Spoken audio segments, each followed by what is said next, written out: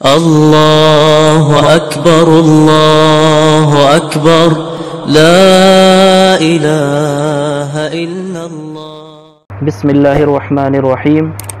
الحمدللہ رب العالمین والصلاة والسلام علی سید الانبیاء والمرسلین۔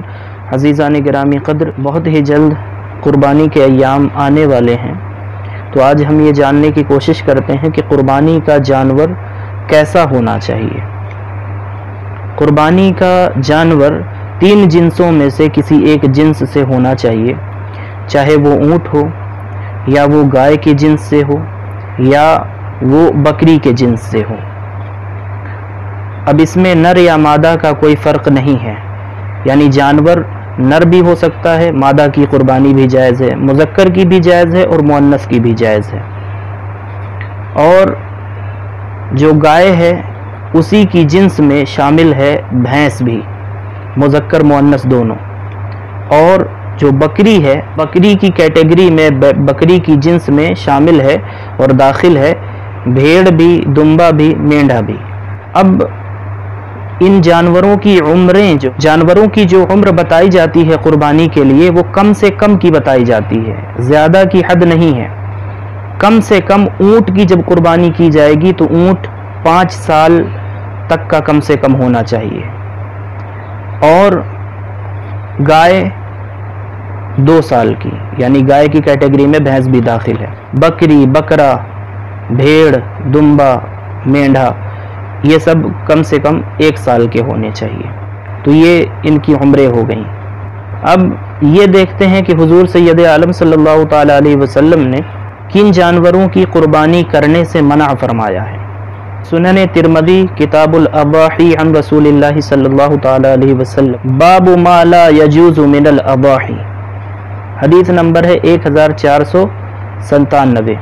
1497۔ حدیث پاک کے راوی حضرت سیدنا براء ابن عازب رضی اللہ تعالی عنہ ہیں۔ اس میں 4 قسم کے جانوروں کا حضور سید عالم صلی اللہ تعالی علیہ وسلم نے ذکر فرمایا ہے،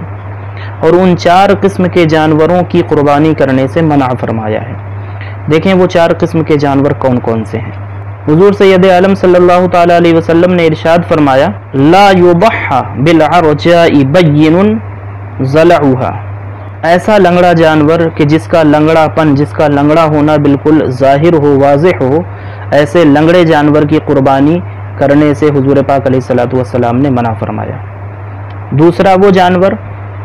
ولا بالعوراء بین عورها، حضور پاک علیہ الصلوۃ والسلام نے ایسے اندھے جانور کی قربانی کرنے سے منع فرمایا کہ جس کا اندھا پن بالکل ظاہر ہو، جس کا اندھا پن بالکل واضح ہو۔ ولا بالمریضۃ بین مرضها، ایسا مریض جانور کہ جس کی بیماری، جس کا مرض بالکل ظاہر ہو رہا ہو، واضح ہو، ایسے مریض جانور کی قربانی کرنے سے بھی آپ نے منع فرمایا۔ ولا بالعجفاء التي تنقی، چوتھا وہ جانور ہے کہ کمزوری کی وجہ سے جس کی ہڈیوں میں مغز نہ ہو، گودا نہ ہو، ایسے جانور کی قربانی سے بھی حضور سید عالم صلی اللہ تعالی علیہ وسلم نے منع فرمایا ہے۔ تو یہ بنیادی طور پر 4 قسم کے وہ جانور ہیں جن کی قربانی سے حضور پاک علیہ الصلوۃ والسلام نے منع فرمایا۔ ایسا لنگڑا جانور کہ جس کا لنگڑا ہونا بالکل واضح ہو، ایسا اندھا جانور کہ جس کا اندھا ہونا بالکل واضح ہو، ایسا بیمار کہ جس کی بیماری بالکل واضح اور ظاہر ہو، اور ایسا کمزور جانور کی کمزوری کی وجہ سے جس کے ہڈی کا گودا یا مغز جو ہے ختم ہو چکا ہو، اس کی ہڈیوں میں گودا نہ ہو، مغز نہ ہو۔ یہ 4 قسم کے جانور ہیں جن کی قربانی سے حضور پاک علیہ الصلوۃ والسلام نے منع فرمایا۔ اور دیکھیں کہ حضرت سیدنا علی کرم اللہ تعالی وجہہ الکریم کی یہ روایت ہے، یہی سنن ترمذی کتاب الاضاحی عن رسول اللہ صلی اللہ تعالی علیہ وسلم، حدیث نمبر ہے 1504، 1504 نمبر۔ سیدنا علی کرم اللہ تعالی وجہہ الکریم نے ارشاد فرمایا، نہا رسول اللہ صلی اللہ تعالی علیہ وسلم ان یضحى اعضب القرن والاذن، کہ حضور سید عالم صلی اللہ تعالی علیہ وسلم نے ایسے جانور کی قربانی کرنے سے منع فرمایا ہے جس کے سینگ ٹوٹے ہوئے ہوں یا جس کا کان پھٹا ہوا ہو۔ اب اس میں سینگ جو ٹوٹی ہوئی ہے اس کی تفصیل تھوڑا سا اسی حدیث پاک میں حضرت قتادہ رضی اللہ تعالی عنہ نے گویا کہ یہ سمجھایا ہے کہ سینگ ٹوٹی ہوئی ہونے سے کیا مراد ہے۔ سینگ ٹوٹے ہوئے کی تشریح انہوں نے ان الفاظ میں کی ہے، فقال الحضب ما بلغ النصف فما فوق ذلك۔ ٹوٹی ہوئی سینگ سے ایسی ٹوٹی ہوئی سینگ مراد ہے جو آدھی یا اس سے زیادہ ٹوٹی ہوئی ہو، یعنی اگر اس سے کم بالکل برائے نام اگر کہیں کوئی ایسی ٹوٹی ہوئی سینگ ہے تو وہ جانور چل جائے گا، قربانی اس کی ہو سکے گی۔ سنن ترمذی کی 2 روایتیں میں نے آپ کے سامنے پیش کی ہیں، ان 2 روایتوں کی روشنی میں 6 جانور ہو گئے کہ جن کی قربانی سے حضور سید عالم صلی اللہ تعالی علیہ وسلم نے منع فرمایا ہے۔ لنگڑا جانور، اندھا جانور، مریض جانور، یا ایسا جانور کہ جو بالکل لاغر ہو، کمزور ہو، اور کمزوری اور لاغری کے باعث اس کی ہڈیوں کا گودا اور مغز ختم ہو چکا ہو، تو یہ ان 4 قسم کے جانوروں کی قربانی سے حضور نے منع فرمایا، یعنی ان میں سے کوئی ایک بھی عیب اگر کسی جانور کے اندر ہے تو اس کی قربانی نہیں ہوگی۔ پھر حضرت علی کرم اللہ تعالی وجہہ الکریم کی روایت سے یہ معلوم ہوا کہ جس جانور کی سینگ ہو اور ٹوٹی ہوئی ہو اور کان کٹے ہوئے ہوں، چیرے ہوئے ہوں،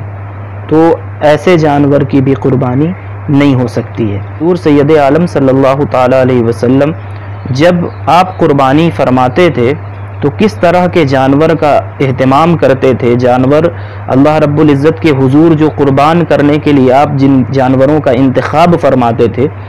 ان جانوروں کی خصوصیت کیا ہوتی تھی۔ ام المومنین سیدہ عائشہ صدیقہ رضی اللہ تعالی عنہا وسلام اللہ تعالی علیہ، وہ حضور پاک علیہ الصلوۃ والسلام کے متعلق یہ بیان فرما رہی ہیں کہ آپ کتنے عمدہ قسم کے جانوروں کا انتخاب فرماتے تھے، چونکہ یہ نذرانہ اللہ رب العزت کے حضور پیش کرنا ہے۔ جب ہم کسی کو تحفہ یا نذرانہ دے رہے ہوتے ہیں تو ہماری کوشش یہ ہوتی ہے کہ ہمارا جو جس قدر عزیز ہے اور محبوب ہے اس کو اتنا زیادہ گراں قدر نذرانہ دیا جائے اور اتنا زیادہ قیمتی تحفہ اس کے سامنے پیش کیا جائے۔ تو جب ہم اپنے کریم رب کی بارگاہ میں اس کے حضور یہ قربانی کا نذرانہ اور تحفہ اپنی جانب سے پیش کر رہے ہوتے ہیں تو یہ جو حدیث پاک میں آپ کے سامنے سنن ابن ماجہ کی کتاب الاضاحی حدیث نمبر 3122 ہے، اسے جو میں پیش کر رہا ہوں اسے دیکھیں، اور یہ حدیث پاک شوق دلاتی ہے کہ ہم جب اپنی قربانی کا جانور لیں، خریدیں، تو جب جانور کا انتخاب کریں تو وہ جانور ہمارا کس طرح کا ہونا چاہیے۔ یہ حضور پاک علیہ الصلوۃ والسلام کا عمل اور حضرت عائشہ صدیقہ رضی اللہ تعالی عنہا کی یہ روایت، اور انہوں نے روایت کر کے ہم پر یہ احسان کر دیا ہے پوری امت پر کہ ہم جب جانور خریدنے جائیں تو ہم بھی ان چیزوں کو ملحوظ رکھیں۔ حضرت ام المومنین عائشہ صدیقہ رضی اللہ تعالی عنہا وسلام اللہ تعالی علیہا اور حضرت سیدنا ابو ہریرہ رضی اللہ تعالی عنہ دونوں سے روایت ہے کہ حضور پاک علیہ الصلوۃ والسلام کا معمول یہ تھا ان رسول اللہ صلی اللہ تعالی علیہ وسلم کان اذا اراد ان یضحی، جب حضور سید عالم صلی اللہ تعالی علیہ وسلم قربانی کرنے کا ارادہ فرماتے، اشترى کبشین عظیمین سمینین اقرنین املحین موجوعین، یہ اتنی اس جانور کے اندر کوالٹی ہوتی تھی، اس کے یہ اوصاف ہوا کرتے تھے، یعنی کہ حضور سید عالم صلی اللہ تعالی علیہ وسلم جب قربانی کرنے کا ارادہ فرماتے تو 2 بڑے موٹے سینگ دار چتکبرے خصی کیے ہوئے مینڈے خریدتے اور خرید کر کے پھر فذبح احدهما عن امته لمن شهد لله بالتوحید وشهد له بالبلاغ، ایک مینڈا اس میں سے اپنی امت کی جانب سے قربان کرتے، اپنے ان امتیوں کی جانب سے کہ جو اللہ کی وحدانیت اور حضور سید عالم صلی اللہ تعالی علیہ وسلم کی رسالت کا اقرار کرنے والے، گواہی دینے والے ہیں، یعنی اللہ کو اور اس کے رسول کو ماننے والے، آپ کے امتی۔ اور جو دوسرا مینڈا ہوتا وذبح الآخر عن محمد وعن آل محمد صلی اللہ تعالی علیہ وسلم. ایک مینڈھا اپنی امت کی جانب سے اور دوسرا مینڈھا اپنی اور اپنی آل کی جانب سے قربان فرماتے. تو یہ دو مینڈھے حضور پاک علیہ الصلوۃ والسلام قربان فرمایا کرتے تھے. خصی کیے ہوئے مینڈھے قربان کرتے. اس سے یہ معلوم ہو گیا کہ خصی کیا ہوا جو جانور ہے تو یہ اس کا کوئی عیب نہیں ہے، یعنی خصی کیا ہوا جانور قربان کرنا یہ حضور سید عالم صلی اللہ تعالیٰ علیہ وسلم سے ثابت ہے اور آپ کی سنت بھی ہے. حضور پاک علیہ الصلوۃ والسلام خصی مینڈوں کی قربانی آپ نے کی ہے. تو حضرت ابو ہریرہ اور حضرت عائشہ کی وہ روایت اور یہ حضرت جابر بن عبداللہ رضی اللہ تعالی عنہ کی یہ روایت جو ہے، اس سے بھی یہ معلوم ہوتا ہے کہ خصی جانور کی قربانی بھی ہو سکتی ہے اور جائز ہے، اور نہ صرف جائز ہے بلکہ حضور سید عالم صلی اللہ تعالی علیہ وسلم کی سنت ہے اور آپ نے خصی جانور کی قربانی کی ہے. تو یہ تھوڑی سی گفتگو تھی کہ قربانی کا جانور کس طرح کا ہونا چاہیے. آپ تمام احباب کی بارگاہ میں یہ عرض ہے کہ جب ہم اپنے کسی محبوب کو کوئی تحفہ پیش کرتے ہیں تو ہماری کوشش یہ ہوتی ہے کہ تحفہ اس کی شایان شان ہو. تو جو تحفہ ہم قربانی کی شکل میں اپنے کریم رب کے حضور، اپنے مالک کے حضور، اپنے اللہ رب العزت کی بارگاہ میں پیش کر رہے ہیں تو اس کی شان کے لائق تو تحفہ پیش کرنے سے ہم قاصر ہیں،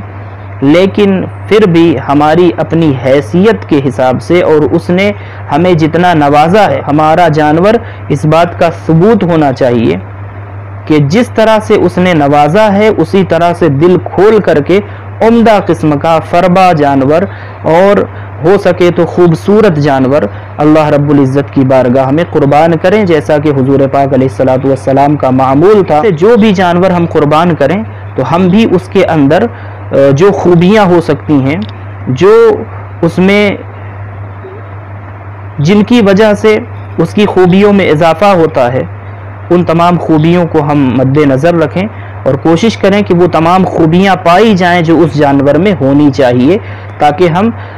عمدہ سے عمدہ قسم کا جانور اپنے کریم رب کے حضور قربان کر سکیں، ذبح کر سکیں اور اس کا نذرانہ اللہ رب العزت کے حضور پیش کر سکیں. اللہ رب العزت کی بارگاہ میں دعا ہے کہ وہ ہم سب کو حضور سید عالم صلی اللہ تعالی علیہ وسلم کی پاکیزہ تعلیمات کے مطابق اور سنت ابراہیمی کے عین مطابق اللہ رب العزت کے حضور قربانی پیش کرنے کی توفیق عطا فرمائے،